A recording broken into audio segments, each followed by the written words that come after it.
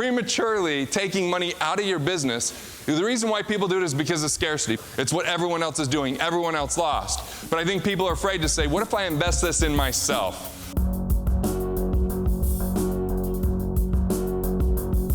Prematurely taking money out of your business, the reason why people do it is because of scarcity. Because it's one thing to hand your money over to a mutual fund, and it doesn't work out, you have someone to blame. It was the broker. It's what everyone else is doing. Everyone else lost. But I think people are afraid to say, what if I invest this in myself? What if I take this money and I decide to make something great with my business? What if I know what's going on in my boardroom rather than putting it into the boardrooms of other companies? Let's just think about this. If you buy a mutual fund, which I think everyone here knows what a mutual fund is, right? It's a bunch of stocks or a bunch of bonds. Do you know what last year, what the #1 holding in mutual funds was? Mickey D's, baby. McDonald's. I don't think McDonald's and life have the same priority based upon what I saw in the cafe and when I did the tour and saw the nutritional places, and you guys are chiropractors. You know what the second biggest stock held was? I don't know, I just know what the third one was, which was Pfizer, okay? So the third one was Pfizer. So here's the thing, your dollars count for something. Your life counts for something, and if you're putting your money towards that, see, my philosophy is that an individual, the first responsibility I have is to protect my confidence, to expand my sole purpose, and to invest in myself. You're in school right now, and you may be thinking, okay, I'm investing in myself by going to school, that's true. But some of you may be thinking, when I get out, I've earned my dues, I've done the work, I've got into student loan debt, I've invested so much money, but let me give you the good and bad of that. When you get out, you have permission.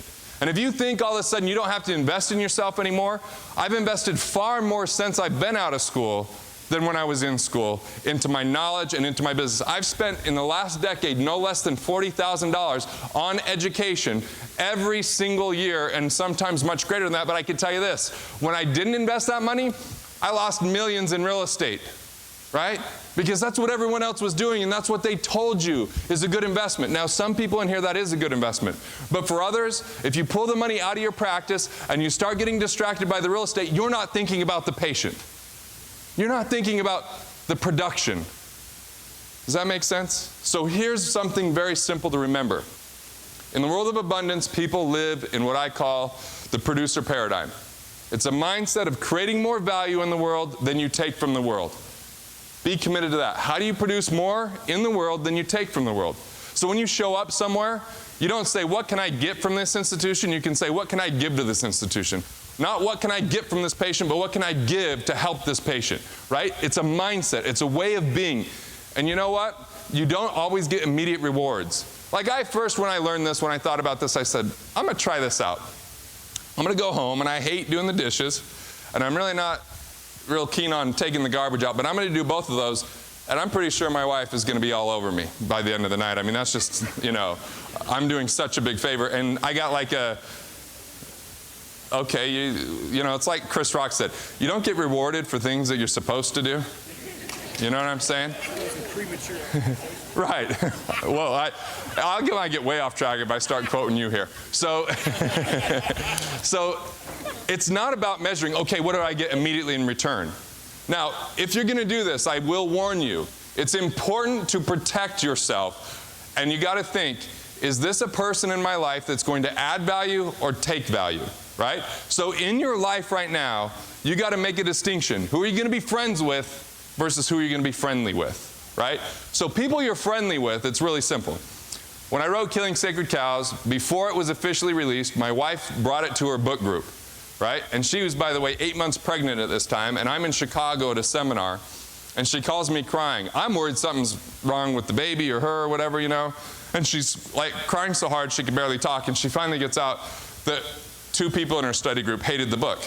And I started laughing, not at her crying, but I was like, if those 2 people didn't hate the book, I would have written a really bad book. They're total socialists, and if they thought that was a good book, I would have had to scrap the whole thing. But right, she got a little bit protective of the whole deal.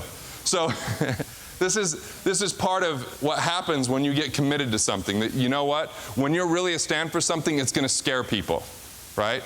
And what I said was, those people in that group, we're going to start being friendly with, because we shouldn't have been spending time with her anyway, right?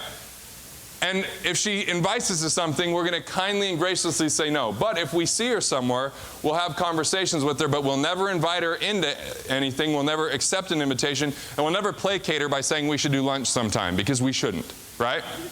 So I kind of believe in this honesty and directness thing, but in a nice manner. I'm being a little bit facetious here, but yeah. So, you know what happened? They started having things going in their life, and they stopped inviting us. So it brilliantly worked, right? It brilliantly worked. And then I said, who are the people in my life that I'm going to choose to be friends with? Who am I going to invite into my life? Who, if they sent me a text and said, can you be here next week because our speaker's not going to be here, I would say yes to, because my inclination is to always say yes. Dr. Riekman's on that list, right? Because he's a value creator. He's committed to, he tells great jokes. I don't know if you ever go to dinner with him. He tells really good jokes.